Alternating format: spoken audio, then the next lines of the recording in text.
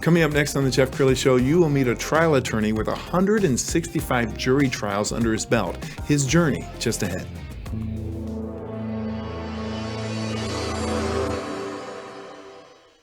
Many are predicting that the worst is yet to come, which is unfortunate, said one person here.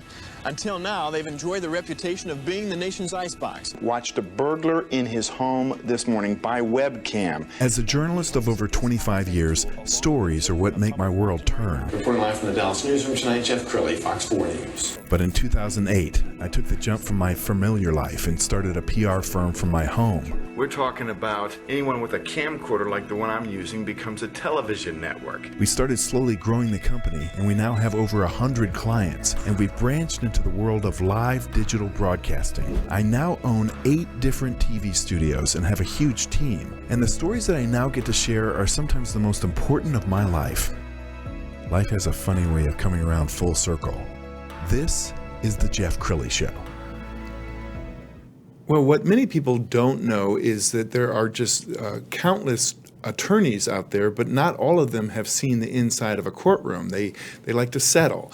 To talk about trial attorneys is a guy who knows a little something about it, Zeke Fortenberry. He's with the Fortenberry Firm. Thanks for coming on the show. Jeff, thanks for having me. I appreciate it. Now, I couldn't believe this when I read this. 165 jury trials?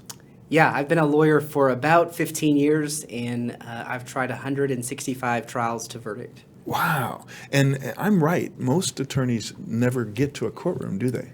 Yeah, even some who really want to get to a courtroom, just the facts of their case or the risk is too high, and so they don't get there. And I've had the privilege to try that many cases over my career, and it's really become a part of who I am and a part of that makes me different than most other attorneys. And how many years were you with the prosecutor's office?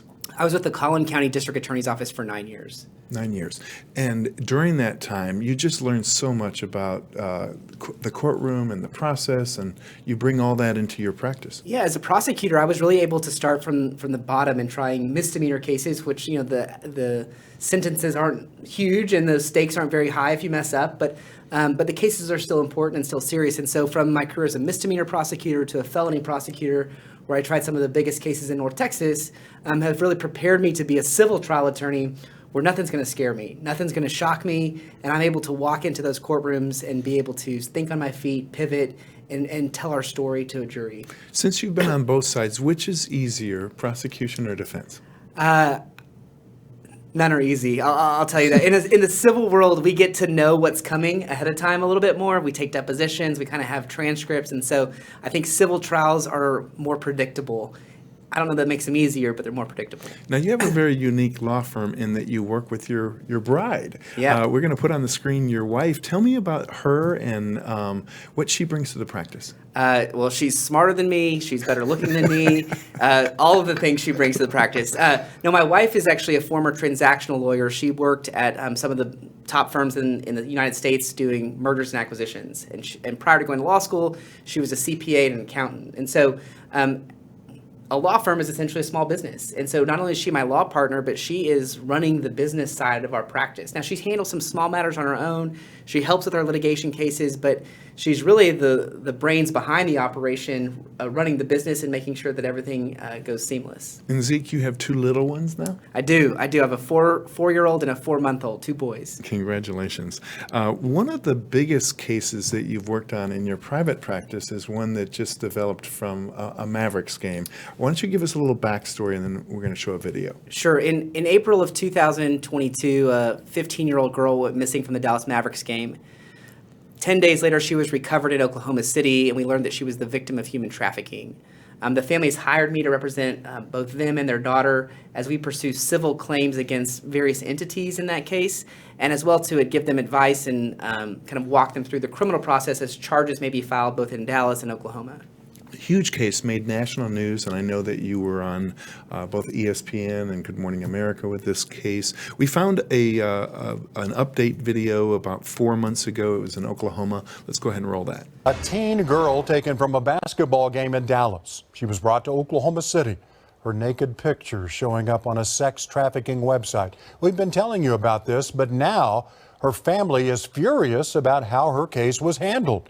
News 4's Natalie Clydesdale joining us in the studio with the new info on this. Natalie? These are the 8 people who have been arrested. The 15-year-old's parents say if certain mistakes weren't made before and after the investigation, it could have saved their daughter a lifetime of trauma. This will forever change her life. An unbelievably tragic ordeal for a Texas teen. A young 15-year-old girl was human trafficked and sold for sex in Oklahoma City. Less than a month ago, the 15-year-old went to use the restroom while at a Dallas Mavericks game with her father. It seemed like a little bit too long. The father got up to go look for his daughter, and she couldn't be found. That's when his initial fear spiraled into an all-out panic. His daughter was later spotted leaving with an unknown man. About a week later, her naked photos found on a prostitution website. And on the 11th missing day, the teen found in an Oklahoma City hotel, 8 people ultimately arrested for their involvement. These people played a role in trying to get this girl trafficked for purposes of sex. Now the victim's family is speaking out about what they say are crucial mistakes made. The first, Dallas police telling them she could only be reported missing in their, quote, home city. But when he reported it in his home city, that police agency was helpful, but said this didn't happen in our jurisdiction and you got to call Dallas. And so he got stuck in this no man's zone. They're also questioning why the suspect was allowed in the American Airlines Center with a fake ticket. And had they enforced their policies to have a real ticket to be in that area, this could never have happened. And lastly, they say the hotel ignored glaring red flags. A 15-year-old girl checked in with a man in his 40s. That man checked in with a fake ID. And he's a registered sex offender. Paying attention to the body language and the dynamics that's going on between those people that are coming in is how a hotel or motel employee is going to be able to recognize that. The teen now safe at home, but experts fear the trauma may be permanent. That is something that that doesn't go away. It is now going to be a part of this girl's life for the rest of her life. It is now something that's happened to her. The attorney says they are strongly considering filing a lawsuit, and the Dallas Police Department tell us they have no comment on the situation, and we have not heard back from the American Airlines Center or the hotel here in Oklahoma City. And you and I met through a wonderful nonprofit here in Dallas called New Friends, New Life, and they've been on this show before. I think many people would be shocked to learn that this kind of stuff happens in Dallas. Yeah, I mean, I am so fortunate to be a part of New Friends, New Life. It is a great organization that I've been a part of for maybe 6 or 7 years in various capacities. But the thing that I think is the biggest misconception is that this only happens to kids who are disadvantaged on the wrong side of the tracks, up to no good. But the truth is these traffickers are sophisticated in what they do, and they are out to lure children to take advantage of them. Wow. Update on the case. Anything since that report? Our family is still dealing with how to take care of their daughter. What's the best way to get her in a good emotional state? And so she's been successfully completed one therapy program. She's in a new therapy program now. We continue to do some investigation and research as to what the hotel knew, what missteps were made at the American Airlines Center and the Dallas Mavericks. And so we haven't filed a lawsuit yet. We're talking to each of those entities that we think may have some corporate responsibility and just continue our investigation.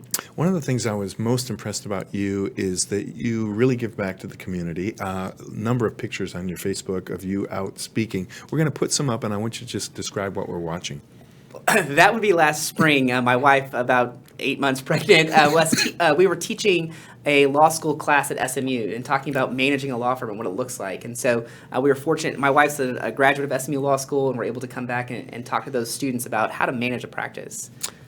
That's just recently. I was able to go to Legacy Christian Academy in Frisco, Texas. It's a school that has a dedicated practice or a dedicated track for those interested in the law.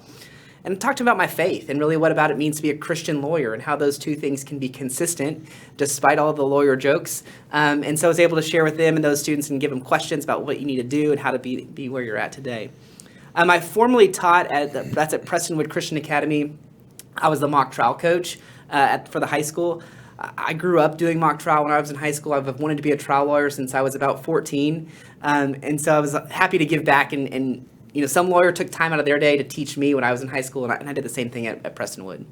So, in the little time we have left, let's talk about, if somebody were watching this and they got in trouble with the law, why would they want to turn to somebody like you rather than just any attorney they can find on the web? So we help victims and victims who've been hurt in some way, shape, or form. So victims as in a car wreck that a drunk driver hit them or something like that, or victims that have been sexually assaulted or their kids have been abused at daycare. A lot of our cases, there's a criminal component, and we file a civil lawsuit on top of that. And that basically is my two worlds of my experience blending together. As a former prosecutor and being in law enforcement, I want the bad guy to go to jail. But I also understand that the victim has financial damages. Their life has been changed. They need counseling. They need therapy. They need medical treatment to recover from that. And so that's where the civil lawsuit comes in, is try to make the victim whole again for whatever happened to them. Thank you so much for coming on the show. We're gonna end with his website, which is fortenberryfirm.com. Zeke Fortenberry, thanks for coming on the show. Jeff, thank you so much. And that's it for now. We'll see you next time.